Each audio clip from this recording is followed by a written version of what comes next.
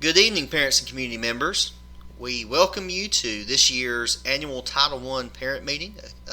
Of course, it's virtual, and the purpose of today's meeting is to inform you about Title I with some frequently asked questions.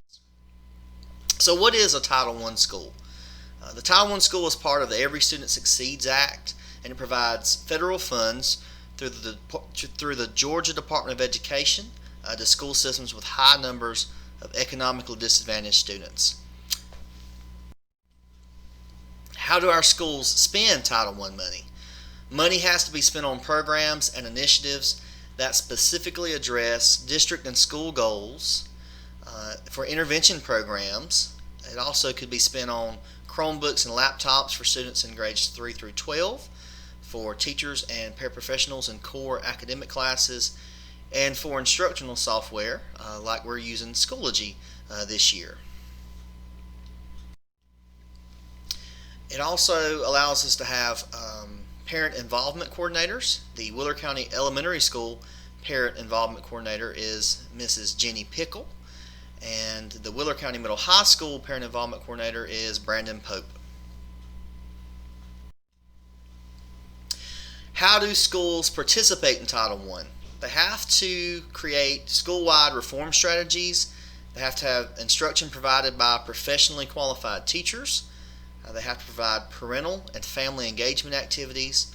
And they have to have additional support for students and transitional activities for students. Our school's Title I requirements included creating a comprehensive needs assessment, and the data that we used to create that came from academic achievement data and then survey data from parents, teachers, administrators, the community, and students. We also had to identify and commit to specific goals and strategies, and we have to review the plan itself once a year and make any revisions that need to be made. All three of our schools operate within Title I. A school-wide program is what that's called. It's because of our high number of economically disadvantaged students. And of course, the ultimate goal is to help the lowest achieving students meet academic goals. So what are our district and school-wide goals? Well, the district goals, there are two of them, and the first is to increase scores on the EOCs and EOGs by 3% by spring 2021, and for each school to have a 4 or 5-star climate rating in the 2020-2021 school year. The high school also has an additional goal, and that is to increase the graduation rate by 3% for the class of 2021 as compared to the class of 2019. What programs or supports are in place to help my child?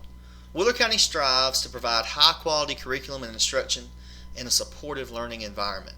Wheeler County also provides one-to-one devices in grades 3 through 12. In other words, each student gets a device.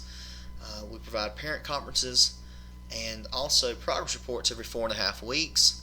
Power School is accessible to parents to check grades at any time, and Schoology and email allow you to message the teachers with any concerns or comments. The state also provides a report card for all the schools in the state. The district report card, as it stands right now, is currently at a C, and the elementary school and middle school also have a C, and the high school currently has a D. And the Wheeler County School System uses the Georgia Standards of Excellence for their curriculum, and that's in all subject areas. What tests will my child be taking? The kindergarten students take GKIDS. There are Georgia Milestones end of grade assessments for grades 3 through 8. High school students take an end of course milestone assessment. And then we have the access test for English learners in grades K through 12, the Georgia alternate assessment in grades 3 through 8 and 11, And also we have benchmarks in all grade levels to measure growth throughout the year. How do these tests measure your child's progress? There are 4 different levels on the EOCs and EOGs. Beginning learner, or level 1, developing learner, or level 2, proficient learner, level 3, and distinguished learner, level 4. And as far as the district assessments go, there's a pre-test and a post-test, and the data is compared to measure growth. The proficiency levels, you shoot for a level 3 or a 4. That's the goal on the EOCs and EOGs. And again, that's proficient or distinguished. And benchmark tests, you're looking at 35 to 50% growth between the pre-test and the post-test.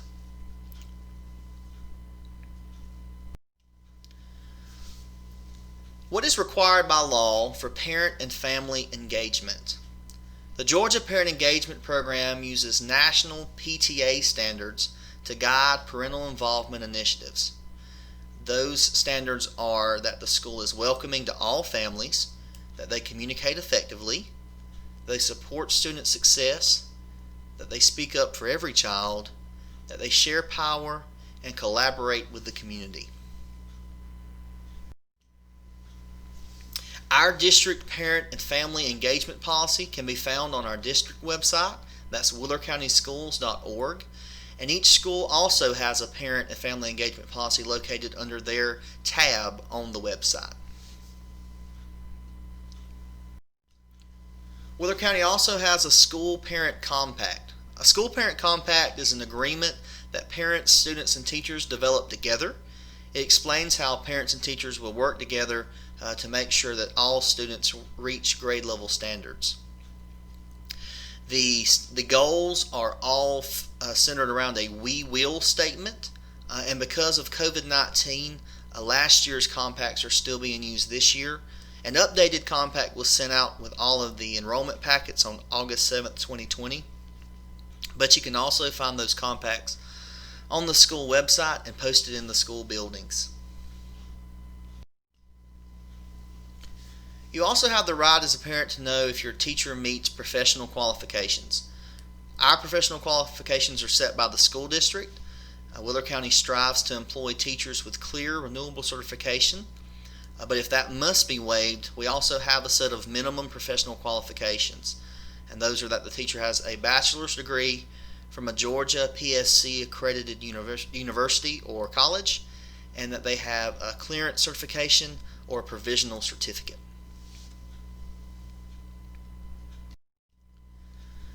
The parents also have the right to know if their child is not being taught by a professionally qualified teacher. And they must be notified if the students are being taught by someone that is not professionally qualified for a time period longer than 20 days, 20 class days. And in the event that that happens, a letter will be sent home notifying the parents. What opportunities does the school provide for parent engagement? The school provides opportunities for the parents to give feedback, give input, make suggestions through the school and district websites, to communicate with teachers via email or Schoology, and check grades through PowerSchool, to communicate with other parents and administrators via the school's Facebook page, and also it allows for parent-teacher conferences. We also have several volunteer opportunities for parents, and that's chaperoning on any field trips, to be involved in any student programs like Farm Day, to organize and lead parent workshops.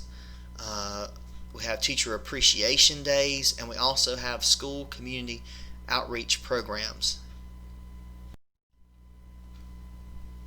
The parents also have the ability to make decisions with the school, partnering with the school through the creation of school and parent compacts, parent and family engagement plans, school improvement plans, comprehensive needs assessments, comprehensive LEA improvement plans, the CLIP, that'll happen at the spring meeting, and then volunteer opportunities, and a lot of these are surveys. So be sure to fill out all the surveys that are sent out throughout the year. How responsive will the school be? We always want to hear from our parents and community, and there are various ways for you to contact us.